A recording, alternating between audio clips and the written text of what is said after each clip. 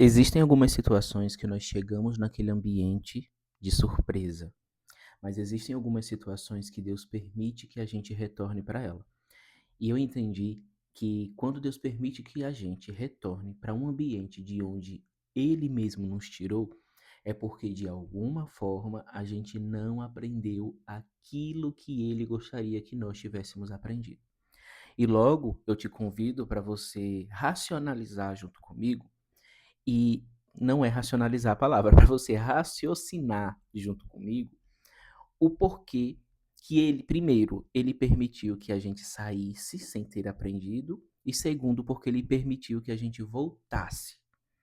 Primeiro, ele permitiu que a gente saísse sem ter aprendido, porque permanecer naquele ambiente por mais tempo não faria mais a gente aprender o que a gente teria que aprender. Então ele nos remove dali de acordo com a nossa fé, com a nossa oração, com a nossa intimidade com Ele, Ele nos tirou daquela situação. Passa assim um tempo, Ele nos devolve para ela.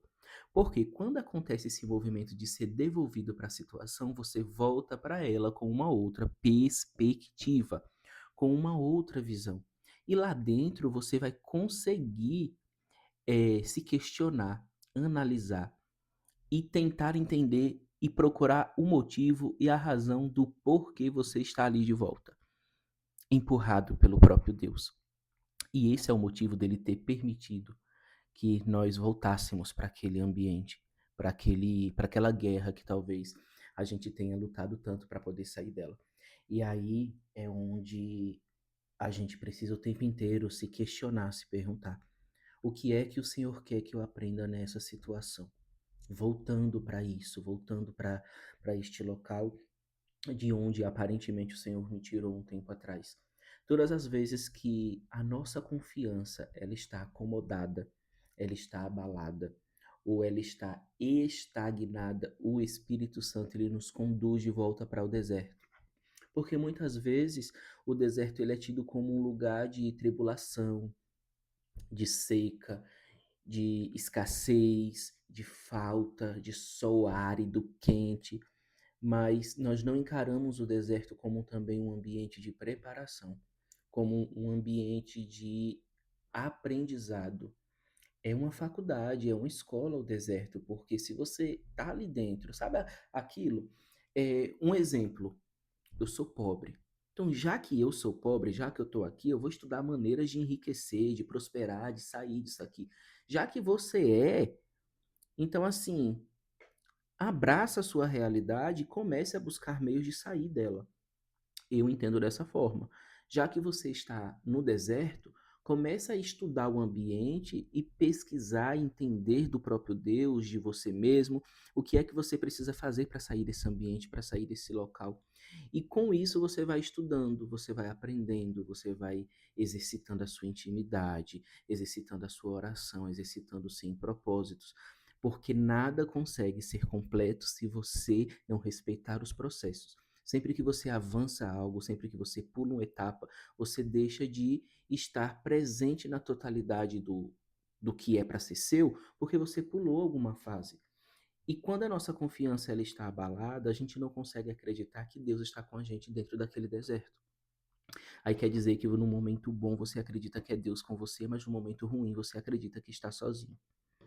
A Bíblia fala que Ezequiel ele foi conduzido pelo Espírito através de um sonho a um vale de ossos secos. Ele foi conduzido. Jesus, ele foi conduzido após o seu batismo no Espírito Santo ao deserto para ser tentado por Satanás. Gente, se Jesus foi conduzido ao deserto, quem dirá eu, você, comedor de arroz e feijão, que não nasceu de um ventre santo divino. Gente, o que eu tô querendo trazer para vocês é que, independente do ambiente que você esteja, de dor, de deserto, de falta, de escassez, de dificuldade, de orações não ouvidas, de respostas que não chegam, você consegue entender que Deus está com você? Hoje eu li um versículo, que eu quero ver se eu encontro esse versículo para vocês aqui. Salmo.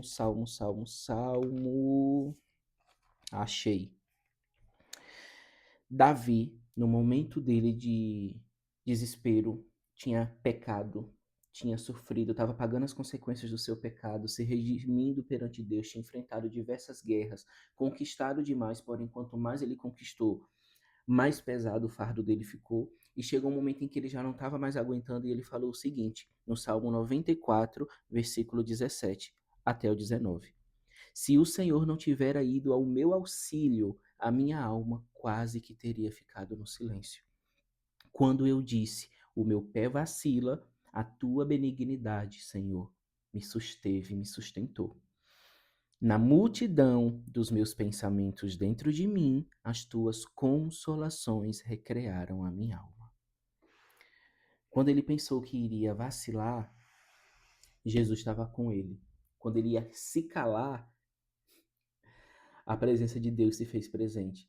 E quando ele caiu, vacilou, a presença de Deus foi a mão que sustentou ele, que levantou ele, ainda que ele pagasse pelas consequências do seu ato, dos seus pecados. E por último, ele completa dizendo: na multidão dos meus pensamentos dentro de mim, nas tuas consolações recrearam a minha alma. Multidão de pensamentos, ansiedade, medo, insegurança, ele estava sentindo um turbilhão de sentimentos ruins que estavam quase o impedindo de orar, quase o impedindo de falar com Jesus. Mas ele lembrou do seguinte: eu não estou sozinho. A tua presença está me sustentando. E as suas consolações, que é o Espírito Santo, tem recreado, tem distraído, tem sido a satisfação plena da minha alma. Muitas vezes é isso que nós temos que buscar. Entender que, em meio à ansiedade, insegurança, medo, a tudo que parece que vai desabar em cima das nossas costas, ou até já desabou, e você está ali perante um perigo iminente, quando você crê que Cristo está com você, que você tem dentro de você o Consolador, ele não apenas recreia, mas ele sacia a sua alma da fome, da sede de justiça, da fome e da sede de que as coisas mudem.